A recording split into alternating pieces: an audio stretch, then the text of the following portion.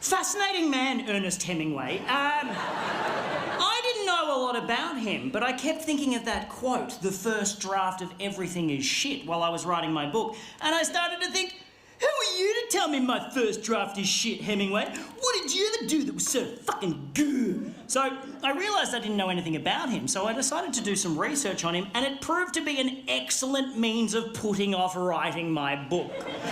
And now I can tell you everything I know about him as an excellent means of putting off reading you my book. So swings and roundabouts, my friends. Swoons and rimble-dibba-doodle-doo-doos, as they say in Scotland. They don't say that.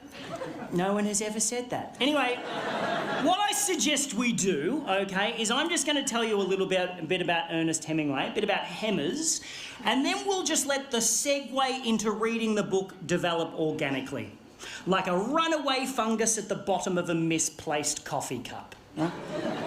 Guys, how long's this been behind the couch? There's little people in it. Save us! Save us from our porcelain prison! Ah! We're free!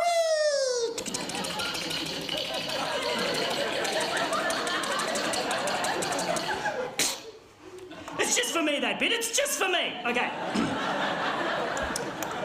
Okay, here we go, ladies and gentlemen. For the very first time, I would wager in all of your living memories, I now am proud to present to you the life and times of Ernest Miller Hemingway in approximately 3.5 minutes. Go! Born in Chicago in 1899, son of a physician and a musician, reasonably uneventful childhood, decided to study journalism. Enlisted with the Red Cross during World War I, got blown up in Milan and spent 6 months in hospital with severe shrapnel wounds in both legs. Fell in love with a nurse, they decided to get married. He came home to prepare, she stayed there and ditched him for an Italian soldier, which initiated a lifelong pattern of him rejecting women before they had a chance to reject him. Take note, Maddie. Got a job as a foreign correspondent, fell in love with his roommate's sister, married her and moved to Paris. They hung out with Gertrude Stein, they kicked it with Pablo Picasso. He started writing in earnest, no pun intended, moved to Toronto, had a kid, moved back to Paris, published a couple of books, cheated on his wife, got divorced, married the other woman, converted to Catholicism,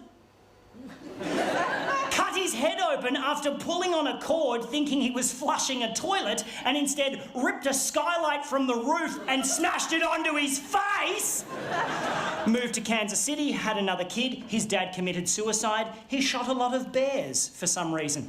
Had a car accident, had another kid, went to Africa to kill some wild animals and got dysentery, karma. Published another book, moved to Cuba, shot himself in the leg whilst aiming at a shark. Cheated on his wife, got divorced, married the other woman, published For Whom the Bell Tolls, sold 500,000 copies in a couple of months and got nominated for a Pulitzer Prize, cheated on his wife, got divorced, married the other woman, became the self-appointed leader of a band of village militia outside of Paris and was subsequently brought up on charges for contravening the Geneva Convention and got away with it like a fucking champion. Got pneumonia, moved back to Cuba and spent most of his spare time on his boat tracking Nazi U-boats with a machine gun and a pile of hand grenades. I am not making this shit up! Had a few more car accidents, 3 more concussions, got clawed while playing with a lion. Got depressed, drank, got fat, published a couple more books, went back to Africa to shoot some more wild animals and barely survived 2 separate plane crashes in the space of 24 hours, winding up with a fractured skull, internal bleeding, cracked spine, ruptured liver, first-degree burns and a paralysed sphincter muscle. Come on! Won a Nobel Prize, had a file opened on him by J. Edgar Hoover, left a bunch of shit in a safe in Cuba and moved to Idaho, paranoid that the feds were following him, which they were because he spent most of the 1940s working for the KGB. Again, not making this shit up. Suffered from hepatitis, nephritis, hypertension, hemochromatosis, anemia and impotence, karma, got committed, received way too much electroconvulsive therapy and came out all fucked up, started hinting at suicide, so immediately got recommitted, received another couple of months' worth of electroconvulsive therapy, got released, put both barrels of his favourite 12-gauge shotgun into his mouth and blew his fucking head off.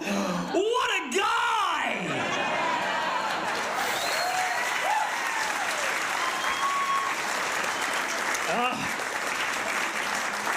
That is all true. What a fucking unit! Hemingway is the quintessential anti-hero, the talented, charismatic, belligerent, suicidal, alcoholic genius that can't keep his dick in his trousers. And he still found time to write about 15 books. I've written one, and it took me ages because I procrastinate like a motherfucker. I only got this written by doing most of the work in my local public library because it's very difficult to masturbate in the reference section without getting caught. It's almost impossible, in fact. Almost.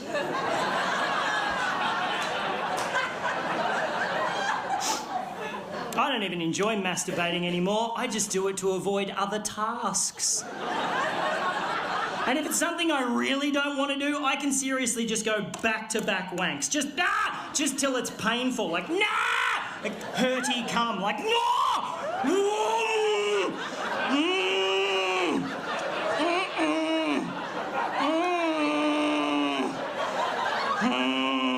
Okay, fine, I'll do the fucking dishes.